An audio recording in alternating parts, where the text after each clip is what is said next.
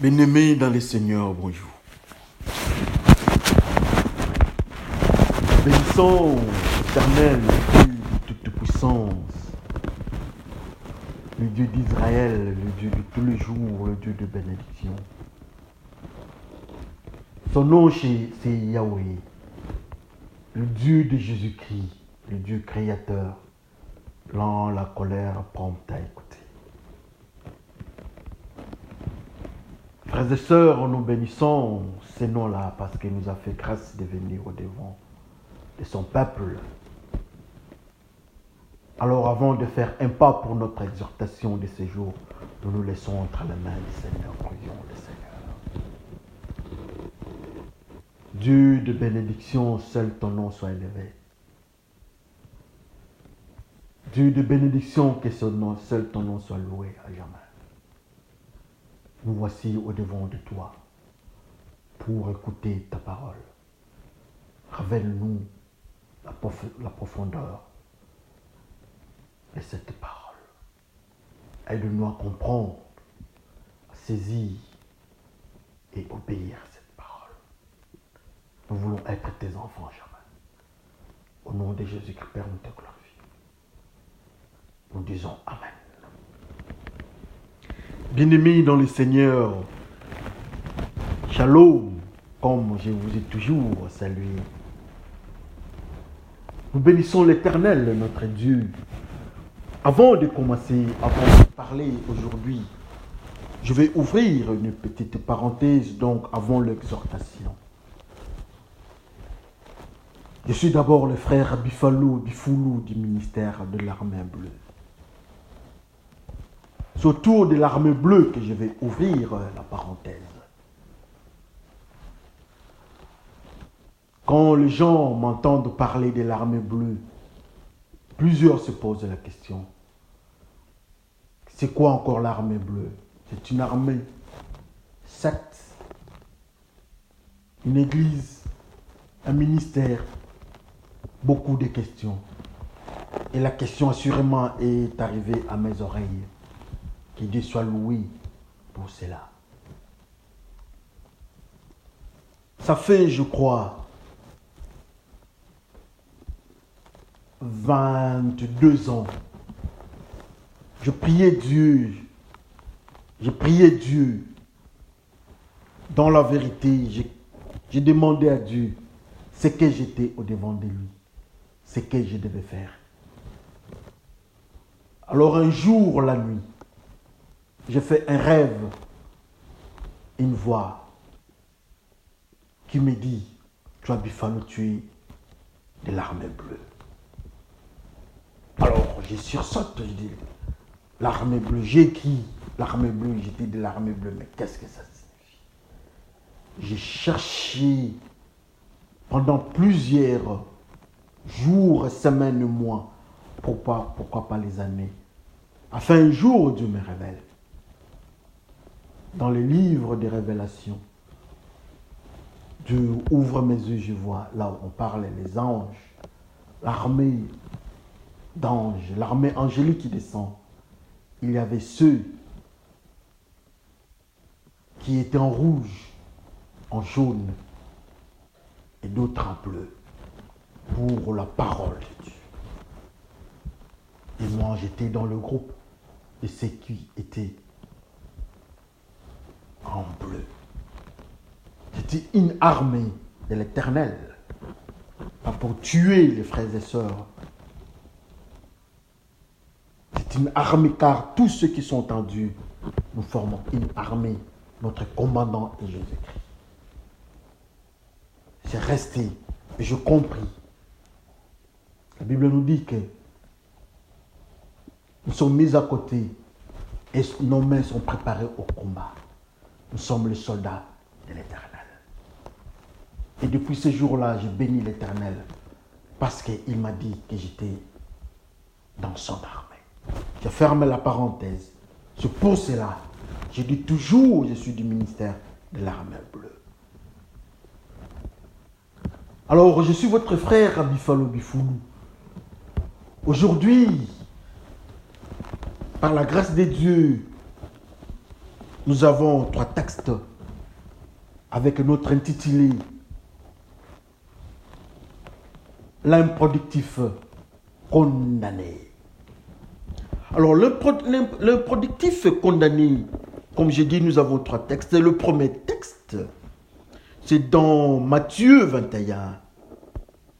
Matthieu 21, du 18e jusqu'au 19e verset. Matthieu 21, 18 jusqu'au 19e verset. Lisons par le nom de notre Seigneur Jésus-Christ. Le matin, en retournant à la ville, il eut faim. Voyant un figuier sur le chemin, il s'en approcha, mais il n'y trouva que des feuilles. Et il lui dit que jamais fruit naisse de toi. Et à l'instant, le figuier sécha. Amen. Le deuxième texte, c'est dans Genèse 3, à son 7e verset. Genèse 3, Genèse c'est le premier livre de la Bible, tout le monde le sait. Genèse 3 à son 7e verset. Les yeux de l'un et de l'autre s'ouvrirent, ils connurent qu'ils étaient nus, et ayant cousu des feuilles de figuier, ils s'en firent des ceintures et amen. Le troisième et dernier texte, c'est dans Ézéchiel 47, du 12e, nous prenons son 12e verset, lisons par le nom de notre Seigneur Jésus. Sur le torrent, sur le bord, de chaque côté croîtront toutes sortes d'arbres fruitiers. Leur feuillage ne se flétrira point, leurs fruits n'auront point de fin. Ils mûriront tout le mois, parce que les eaux sortiront du sanctuaire. Leurs fruits serviront de nourriture, et leur feuillage de remède. Amen.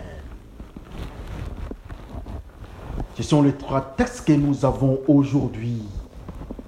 Ça nous fait du bien d'être avec vous, écouter la parole de Dieu. La parole de Dieu donne vie. La parole de Dieu, c'est une nourriture. Dans la Bible, dans la parole de Dieu, on nous dit que Moïse était en état de jeûne. Il est parti à la montagne 40 jours affamé. Il n'a pas mangé. Si Dieu nous faisait grâce un jour, nous allons parler du Moïse qui n'était pas en état de jeûne à la montagne pendant 40 jours.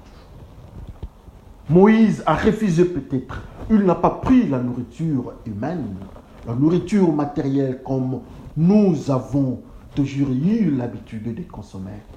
Mais cette fois-là, 40 jours, coup sur coup, il mangeait, il prenait la nourriture de Dieu. Comme Jésus-Christ a dit à la sœur de Marie, donc Marthe, que sa sœur avait choisi la bonne nourriture, le bon côté. Les 3 textes que nous avons aujourd'hui, comme nous avons intitulé notre exhortation, l'improductif condamné. Le premier texte, c'est dans Matthieu. Voilà Jésus-Christ qui vient de Béthanie. Il rentre, je ne sais pas, je m'excuse, il rentre dans Jérusalem. En entrant le matin dans la ville, il était sorti le soir.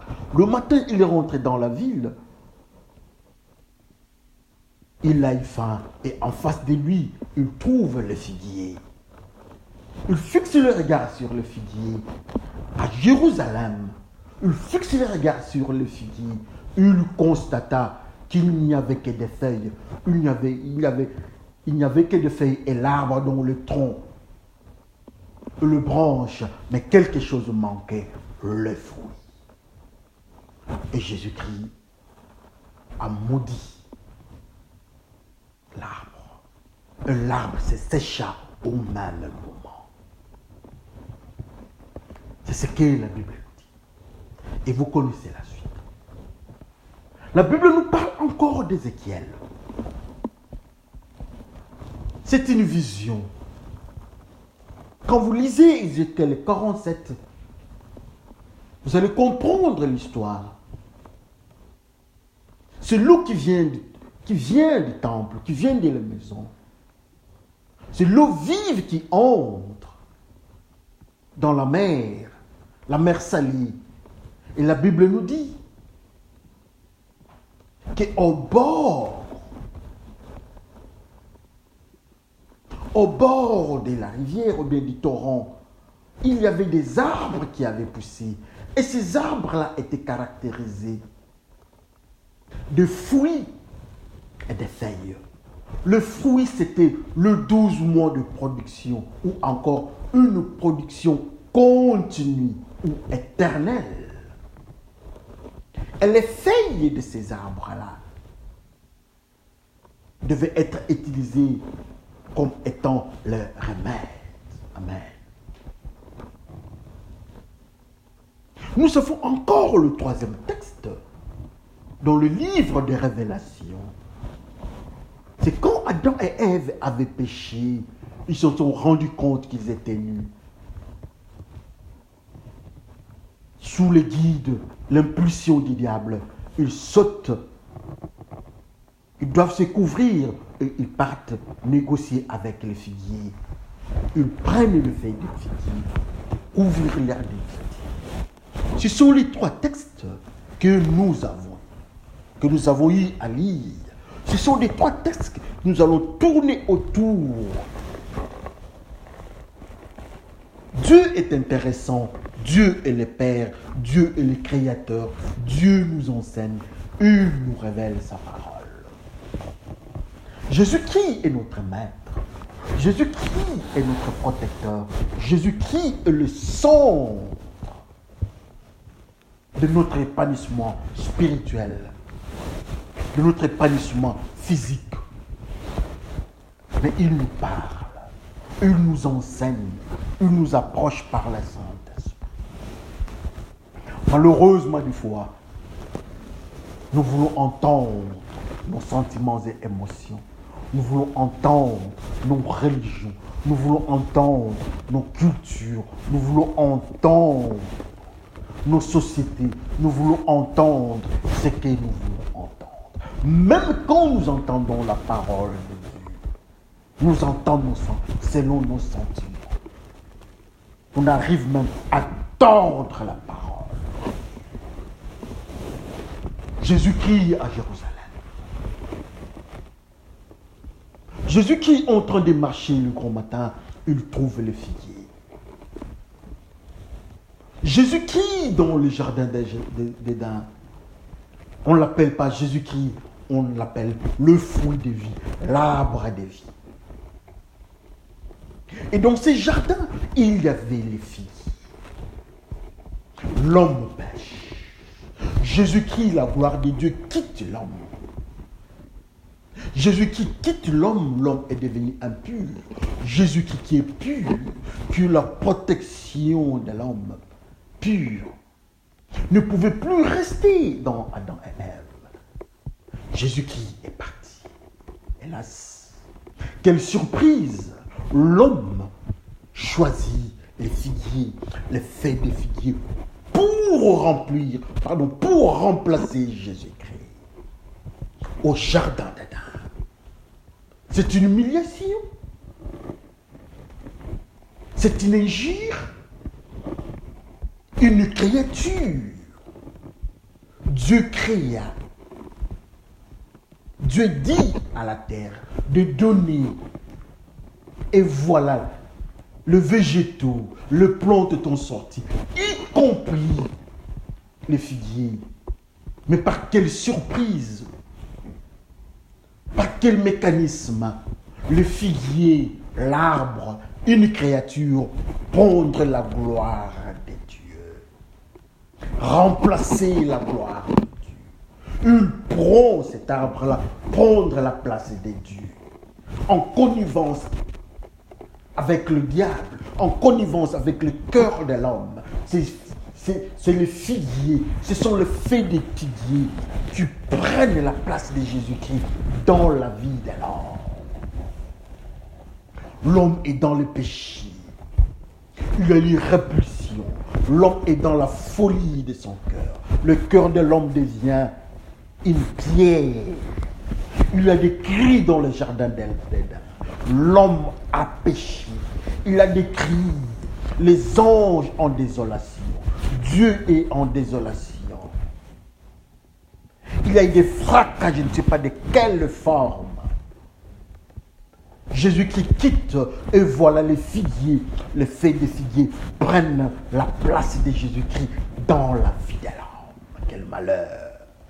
À cause du péché, à cause du vouloir, l'homme a cherché, il a voulu, il a décidé de prendre son chemin. L'homme a pris son chemin, l'homme a accepté les diables. Et Jésus-Christ a quitté l'homme. L'homme a repoussé Jésus. Et voilà, l'homme accepte les figuiers. Jésus-Christ laisse l'homme. Jésus-Christ est parti. S'il faut utiliser les termes humilié, j'ai peur de dire que Jésus-Christ était humilié.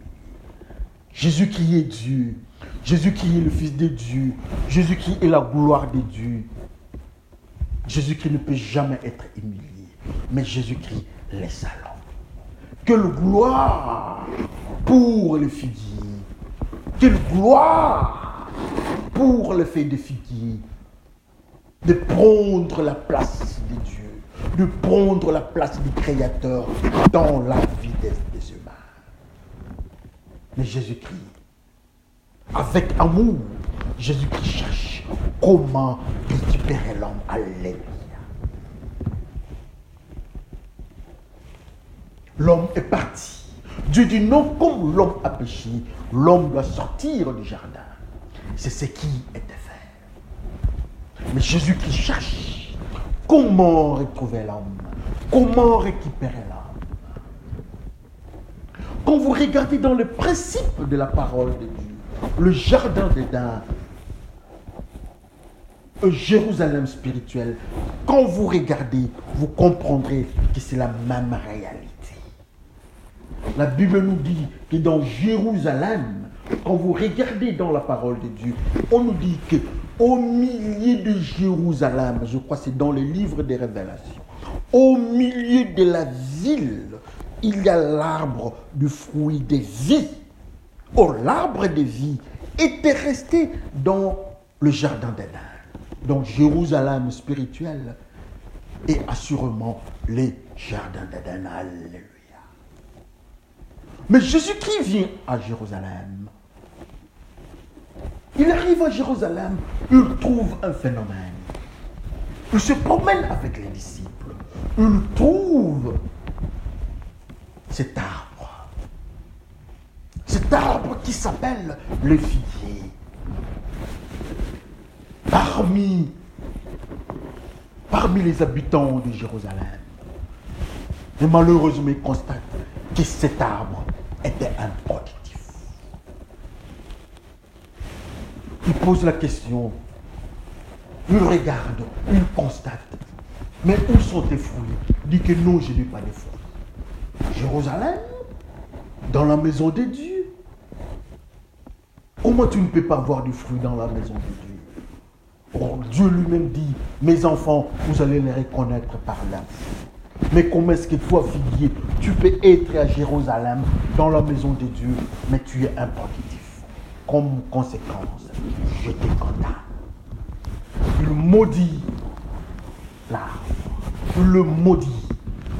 Et l'arbre est tombé. L'arbre est mort. Alléluia. J'aime ça. Nous sommes en train d'atterrir pour prendre la position et entrer dans le mystère de ce que Dieu nous dit. Avec notre ami Ézéchiel, Dieu dit non. Ceux qui seront en contact avec l'eau vive, avec Jésus-Christ, ceux qui vont boire l'eau vive, l'arbre qui sera en contact, qui sera nourri par l'eau vive, cet arbre-là aura de fruits. Non-stop, la production sera non-stop. Il y aura toujours des fruits. Mais quand nous regardons encore ce mystère-là du temple, nous constatons seulement que c'est le temple de Dieu. Où est-ce qu'on trouve le temple de Dieu? À Jérusalem. Donc le mystère encore de notre frère qui s'appelle Ézéchiel, c'est autour de Jérusalem. Toujours à Jérusalem. Dieu dit que ceux qui sont en contact avec l'eau vive qui est Jésus-Christ, ils auront des fruits. Pas pour 1 mois, pas pour 10 mois, pas pour 11 mois, mais pour le 12 mois. Pas seulement les 12 mois, mais d'une manière continuelle, donc éternellement à Jérusalem. C'est intéressant dans la même ville, dans la ville de Jérusalem, là où Dieu est le maître, là où il y a la gloire de Dieu, là où Jésus-Christ est le prince, à Jérusalem, là où il y a le peuple de Dieu, les arbres de Dieu, on doit trouver les fruits. Mais il y a un arbre qui n'a pas de fruits. Cet arbre-là, c'est le figuier, l'homme productif. Cet arbre-là, c'est le figuier dans la maison de Dieu. Un arbre orgueilleux qui prend la gloire de Dieu. Qui se permet, l'arbre s'était trouvé dans le jardin d'Éden. Le même arbre, on le retrouve encore à Jérusalem, au devant de Jésus-Christ. Avec l'orgueil de se retrouver à Jérusalem, dans la maison de Dieu, mais en défiant la parole de Dieu. Dieu dit, dans mes enfants, pour mes enfants, là où on va entendre la parole de Dieu, là où on va manger la parole de Dieu, là où on va boire l'eau vive, ces arbres-là qui seront en contact avec l'eau vive, ils auront le fruit d'une manière perpétuelle. Mais hélas, dans la maison de Dieu, cet arbre qui s'appelle figuier n'a pas de fruit. Il est improductif dans la maison de Dieu. Ce qui était à Galilée, ce qui était à Capernaum, je ne sais pas où, quelque part là. Quand s'il faut citer le fruit ou bien les arbres qui habitaient Jérusalem, on parlerait du figuier. On dirait que le figuier est parmi les fruits qui habitent Jérusalem. Le figuier est parmi les fruits de Dieu. Mais au devant de Dieu, au devant du Fils de l'homme, au devant de Jésus-Christ, Jésus-Christ constate que le figuier n'a pas de fruits. Jésus-Christ connaît le figuier. Le figuier, c'est un protecteur. Il couvre les péchés.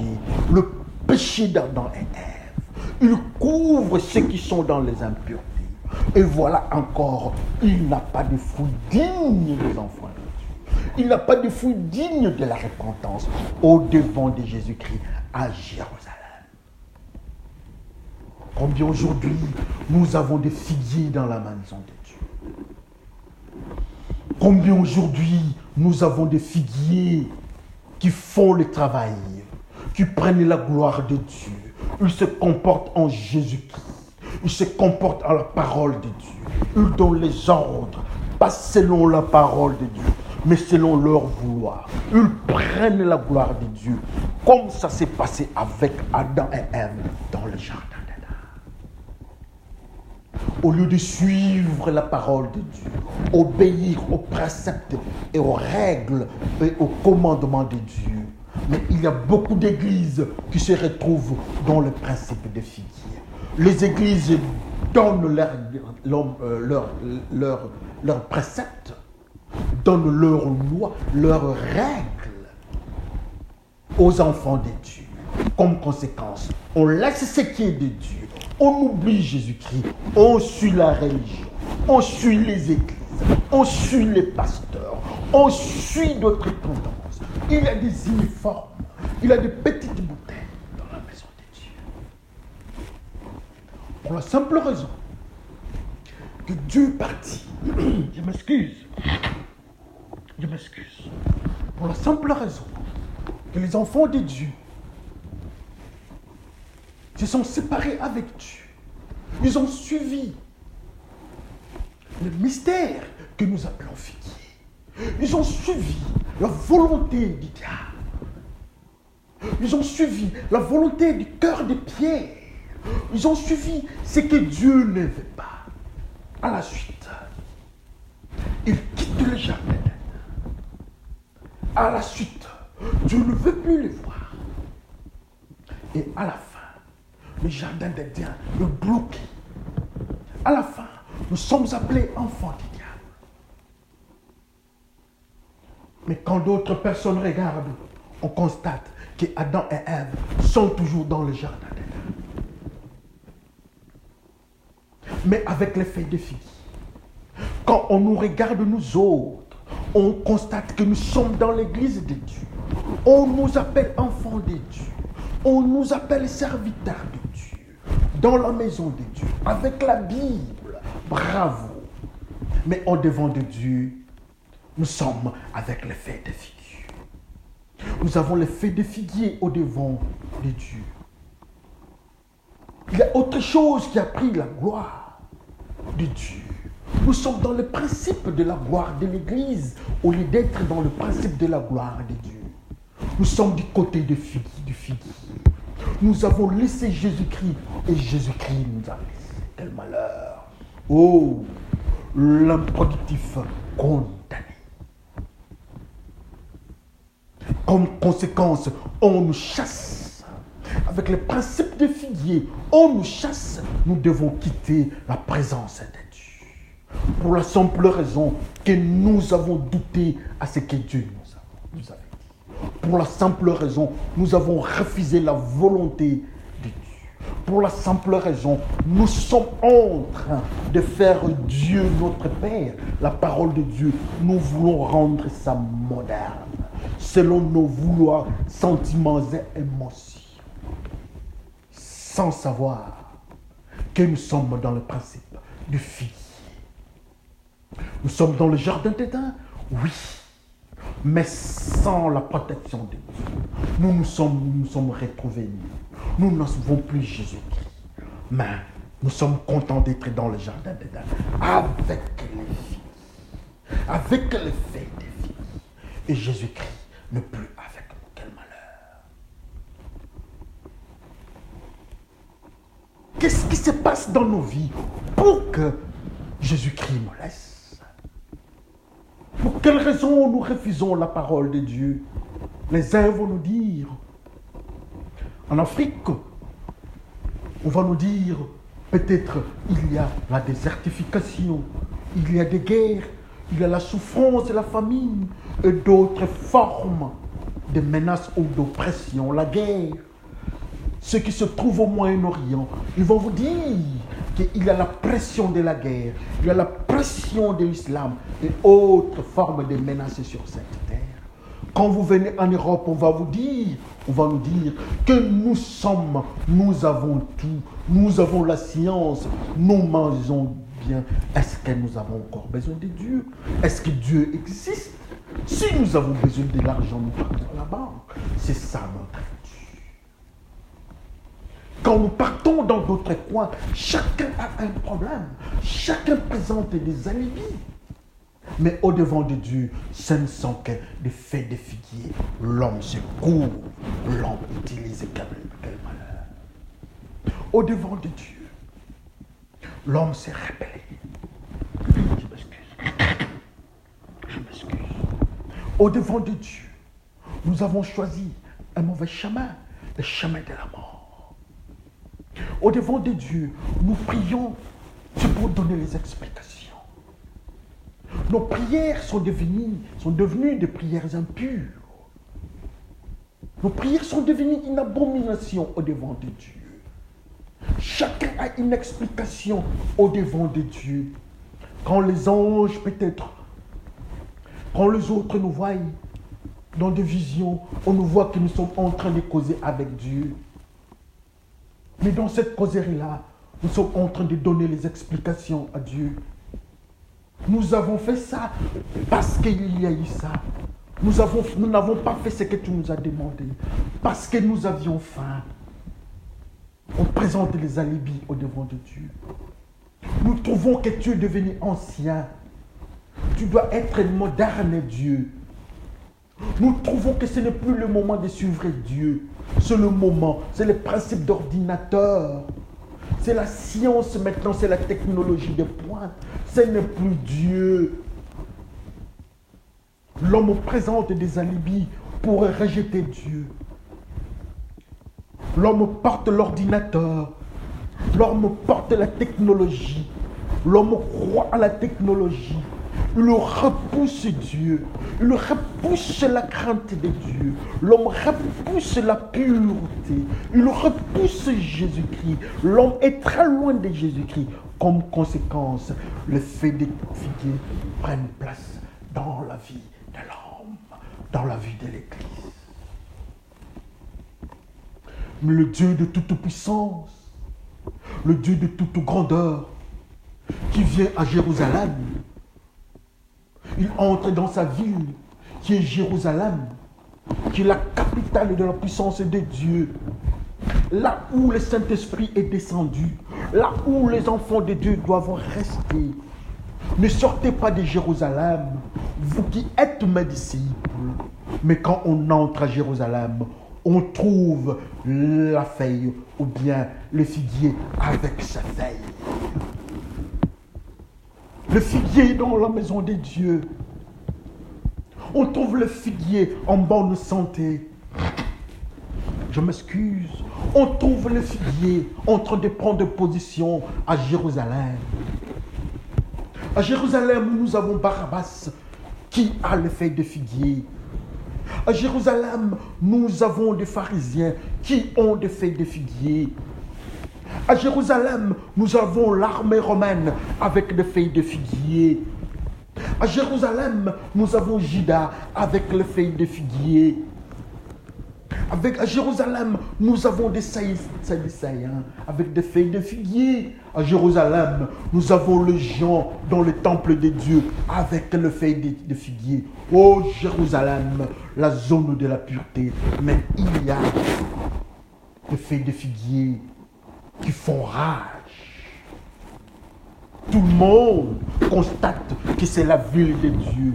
Tout le monde est d'accord que c'est la ville de Dieu, là où il y a la sainteté. Mais quand Dieu vient à Jérusalem, il trouve le figuier avec ses feuilles en action. Quand on nous regarde, on nous dit que nous sommes des Juifs, nous sommes de Jérusalem. Mais est-ce que nous n'avons pas de figuier? Quand on nous regarde dans nos comportements, est-ce que nous n'avons pas les feuilles de figuier avec nous? Regarde toi-même ton comportement. Tu sauras si tu as les feuilles de figuier, couvert de feuilles de figuier, ou bien si tu es couvert par la gloire de Dieu. Si vous êtes couvert de la gloire de Dieu, gloire à Dieu. Si vous êtes dans le principe des feuilles de figuier, j'ai peur. Mais toujours à Jérusalem. Jérusalem, la ville de Jésus-Christ, on rejette Jésus-Christ. On accepte les bandits, on accepte Barabbas, qui a les feuilles de figuier, qui est un voleur, le feuille de figuier, qui est un destructeur, le feuille de figuier, qui est un menteur, le feuille de figuier. Mais alors toi, pasteur, tu n'es pas Barabbas? Si tu n'es pas Barabbas, peut-être tu es un pharisien. Si tu n'es pas pharisien, peut-être tu es dans le principe de l'armée romaine. Si tu n'es pas dans le principe de l'armée romaine, il y a quelque chose qui cloche peut-être dans la maison de Dieu. Que chacun regarde sa vie dans la maison de Dieu. Oh, l'improductif détruit, repoussé. Jésus-Christ entre à Jérusalem. Jésus-Christ regarde Jérusalem. Jésus-Christ a faim. Jésus-Christ veut voir quel type de nourriture le peuple de Jérusalem prend. Jérusalem, il y a les feuilles de figuier. Il y a les feuilles de figuier dans Jérusalem. Il y a l'arbre qui est là, en train de produire les feuilles. Quand on regarde Jérusalem, il y a la parole de Dieu. Il y a des disciples qui ont la parole de Dieu, qui mangent le fruit de vie, qui ont le fruit de vie. Mais il y a aussi des sadducéens. Il y a aussi des pharisiens qui ont mangé le fruit de la connaissance du bien et du mal. Il y a Hérode, il y a Pilate, il y a Caïphe, il y a d'autres qui ont pris, qui ont accepté de prendre le fruit de la connaissance de Dieu. Comme conséquence, tous doivent se couvrir des feuilles de figuier.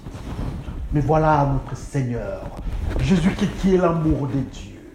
Jésus qui vient, pas pour détruire le monde, mais il vient, il veut nous récupérer. Il nous suit encore à Jérusalem. Il vient négocier avec l'homme, chercher à récupérer l'homme. Il vient dans Jérusalem cette fois-ci. Il trouve lui-même en face de lui. Il y a ce qui s'est passé dans le jardin d'Éden avec l'homme. On trouve encore le même mystère à Jérusalem. Donc, l'arbre, le figuier est là, en position de tir. Sans fruit, je m'excuse. Jésus qui vient, il donne l'écho. Jésus qui dit à l'arbre, j'ai faim. Donc, je vais avoir des fruits. Où sont tes fruits? Où sont les filles? Le figuier répond, il donne le code, je n'ai pas de fruits. Mais à Jérusalem, je suis un productif à Jérusalem. L'arbre qui n'a pas de fruits, il faut le détruire. Mais cet arbre est où? À Jérusalem. Quel est le rôle de cet arbre spirituellement? C'est de couvrir le péché. C'est de protéger ceux qui sont dans le péché. Faire semblant d'être saints. Comme ce qui s'était passé dans le jardin d'Éden. Et on trouve le mystère encore à Jérusalem, en face de Jésus-Christ. Il n'y a pas de fruits. Or Dieu dit, ceux qui sont dans le principe du temple, là où il y a l'eau vive qui coule, là où il y a la parole de Dieu, l'eau vive c'est Jésus-Christ. La parole de Dieu c'est Jésus-Christ. Jésus-Christ est à Jérusalem. Mais on constate, au lieu que les arbres, ou bien que l'arbre qui est le figuier à Jérusalem, en face de l'eau vive qui est Jésus-Christ, au lieu que le figuier ait des fruits, le figuier n'a pas de fruits. Or la Bible nous dit que là où il l'a passé, au bord, les arbres donnaient les fruits d'une manière perpétuelle. Mais voilà, l'eau vive est en face de l'arbre, mais l'arbre n'a pas de fruits. Comme conséquence, l'arbre est détruit.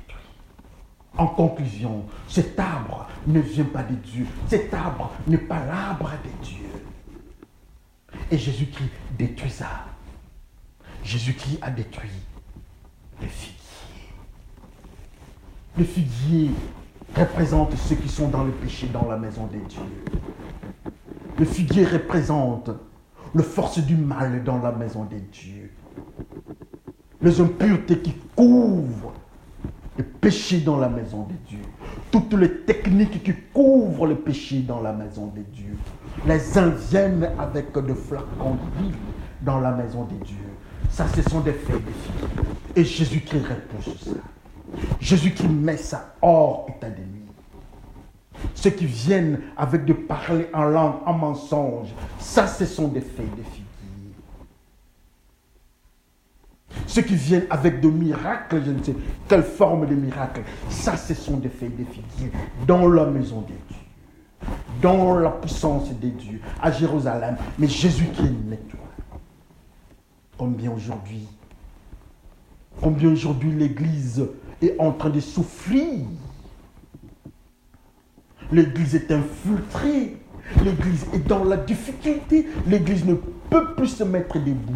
L'Église ne peut plus voir la gloire de Dieu. L'Église ne peut plus prier le Dieu de la sainteté à cause de nos comportements, à cause de nos manières, de nos pratiques, de nos principes que nous avons établis. Et tous ces principes-là, dans la maison de Dieu, ce ne sont que des faits de figuier au devant de Dieu, que Dieu doit détruire. Allez.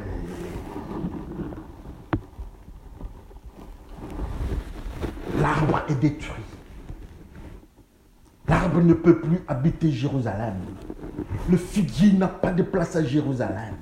Le figuier ne peut pas prendre la gloire de Jésus-Christ à Jérusalem. Mais avec vous autres, avec nous autres, qu'est-ce qui peut prendre la gloire de Dieu dans nos vies? Si ce n'est que le figuier, l'orgueil, l'argent, la souffrance, ne pas avoir les enfants, ça nous bloque de ne pas craindre Dieu. Avoir beaucoup d'argent, on est riche. On ne sait plus prier Dieu. On est très occupé. Tout ce que nous pouvons voir, qui couvre, qui nous amène de l'autre côté de la mort, de l'autre côté, là où il y a l'absence de Jésus-Christ, on appelle ça feuille de figuier. Et le feuille de figuier n'a pas leur place à Jérusalem, dans le groupe des enfants de Dieu. Mais souvenez-vous, Jésus-Christ posait la question aux enfants, aux disciples. Il dit, vous autres, est-ce que vous avez à manger? Les disciples de Jésus-Christ habitent Jérusalem. Ils sont dans Jérusalem. Jésus-Christ pose la question, est-ce que vous avez à manger? Est-ce que vous avez des fruits? Ils ont dit oui, nous avons des fruits. Nous avons le poisson, nous avons le pain, nous avons la parole de Dieu, nous avons ce que tu nous as montré, nous avons ce que tu as mis en nous. Tu as mis en nous la sémence, tu as mis en nous la crainte de Dieu, tu as mis en nous la douceur, tu as mis en nous la sémence du Saint-Esprit. Et voilà maintenant le fruit, c'est le Saint-Esprit qui descend. Et voilà. Il y a l'amour entre eux, il y a le pardon, il y a la tempérance, il y a la douceur. Ils ont présenté tous les fruits du Saint-Esprit. Comme Dieu a dit lui-même, ces enfants, on les reconnaît par leurs fruits. Ceux qui sont couverts par le feuille de figuier, ils n'ont pas le fruit de Dieu. Et ils ne sont pas enfants de Dieu. Ceux qui sont en dehors des principes de Dieu, ceux qui n'ont pas la volonté de Dieu, ceux qui ne sont pas dans la volonté de Dieu, eux ne sont que les enfants du groupe des figuiers. Ils ont pour identité le feuille de figuier. Mais Jésus-Christ vient aujourd'hui. Il nous parle. Jésus-Christ nous cherche aujourd'hui. Il veut nous voir. Jésus-Christ nous appelle. Il dit oui, il est capable de changer nos vies. Jésus-Christ est en train de nous appeler. Il nous dit, pour ceux qui sont de Dieu, en contact avec Jésus-Christ, qui est l'eau vive, nous aurons des fruits.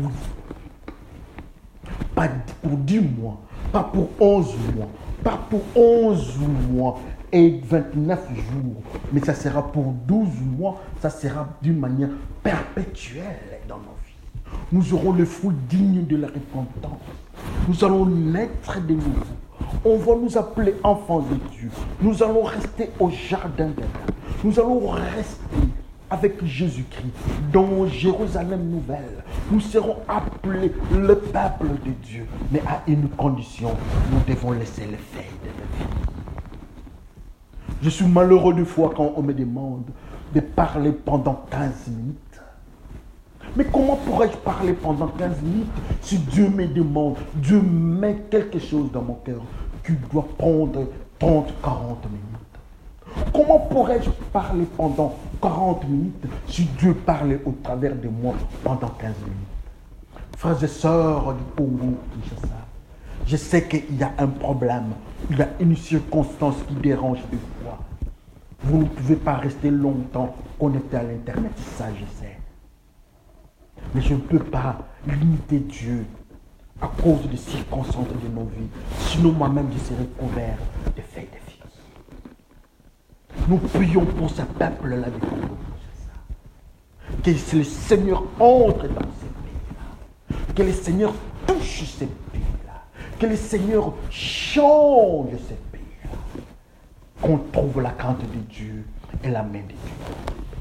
Et souvenez-vous, frères et sœurs, là où vous êtes, dans les quatre coins du monde, pas seulement ceux de Congo, Kinshasa, que Jésus-Christ est en train de frapper. Il frappe dans nos cœurs. Il est en train d'ouvrir nos cœurs. Il veut entrer. Il veut faire une chirurgie. Il veut nous enlever les feuilles de figuier. Il veut nous enlever la sémence de figuier. Une sémence improductive. Une sémence qui ne donne pas la vie. Mais il vient avec l'eau vive. Pour qu'en contact avec cette eau, nous aurons des fruits dignes de la repentance. Nous serons appelés les enfants de Dieu. Nous serons appelés le peuple de Dieu. Et le jour quand le Seigneur viendra, au nuage, le Seigneur viendra prendre son peuple. Il viendra prendre ceux qui sont couverts de la gloire de Dieu. Il viendra prendre ceux qui sont couverts, qui ont la robe. Il ne viendra pas prendre ceux qui sont couverts de la tenue ou bien de feuilles de figuier, mais ceux qui sont couverts du sang de l'agneau, ceux qui sont couverts du pardon, ceux qui sont nés de nouveau. Là où nous sommes, frères et sœurs, pour quelle raison nous devons continuer à habiter dans le monde des péchés? Le monde est en train d'attendre sa fin. Le monde arrive aux limites. Quand nous regardons les guerres, quand nous regardons ce que la technologie nous amène, quand nous regardons comment est-ce que le cœur de l'homme devient de plus en plus méchant, comment est-ce que le cœur de l'homme devient de plus en plus froid, quand nous regardons les calamités naturelles, quand nous regardons le transhumanisme, quand nous regardons ce que l'homme est devenu, nous regardons la lesbianisme et le lesbianisme, quand nous regardons l'homosexualité, quand nous regardons la zoophilie, quand nous regardons tout ce que nous pouvons avoir ou devoir comme abomination, qu'est-ce qui nous reste encore? Pourquoi nous ne pouvons pas quitter les feuilles de figuier que Jésus-Christ a détruit? Pourquoi nous ne pouvons pas? Pourquoi nous ne pouvons pas pleurer au-devant de Dieu? Pourquoi nous devons rester seulement dans les péchés? Oui, nous avons de l'argent, mais souvenez-vous, même les riches se retrouvent dans le feu. Les riches nous envoient un message. Allez dire à mes frères de ne pas venir ici.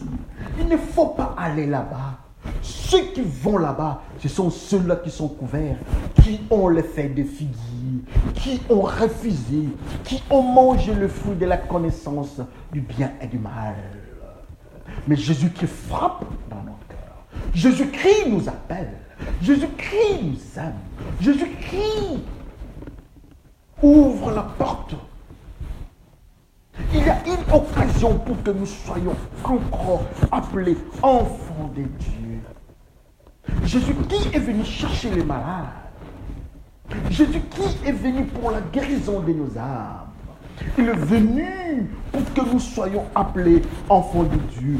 Il est venu pour que nous soyons à mesure de résister aux malades. Et il nous dit lui-même, résistons, nous devons résister aux malades. Il fuira loin. Mais sans Jésus-Christ, nous serons incapables de résister aux malades. Chacun regarde sa vie, frères et sœurs. Les feuilles de figuier. Les feuilles de figuier ont joué au jardin d'Éden. Les feuilles de figuier voulaient jouer encore de l'autre côté, à Jérusalem.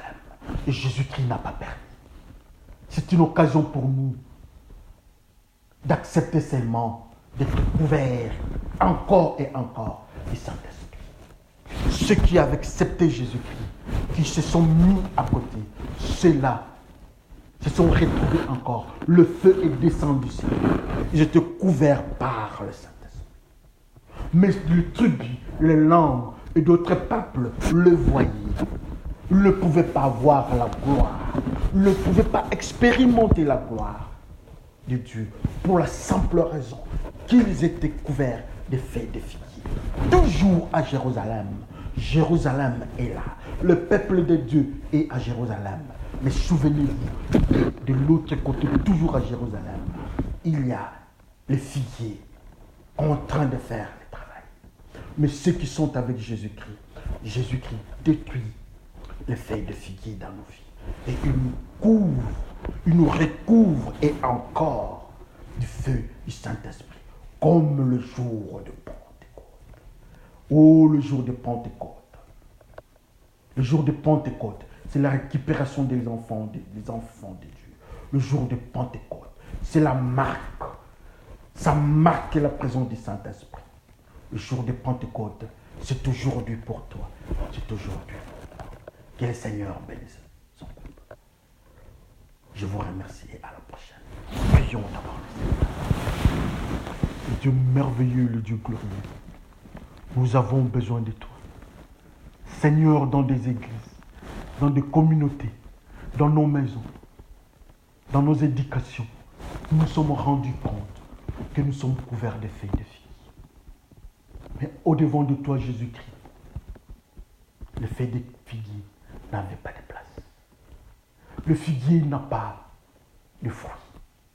Nous avons des figuiers. Nous n'avons pas de fruits. Nous crions au-devant de toi. Car toi, tu es l'eau vive. Viens, Seigneur. Enlève-nous, Seigneur. Aide-nous à nous débarrasser des feuilles de figuier et que nous soyons couverts par le feu du Saint-Esprit, afin que nous ayons le fruit d'une manière perpétuelle. Car la parole de Dieu, c'est l'eau vive. Merci, Seigneur Jésus-Christ. Père, par le nom de Jésus-Christ, nous te glorifions. Et nous disons tous ensemble, Amen. Que le Seigneur vous bénisse, mes frères et sœurs. Jésus-Christ nous aime. Jésus-Christ vous aime. Il est là pour que nous soyons appelés encore et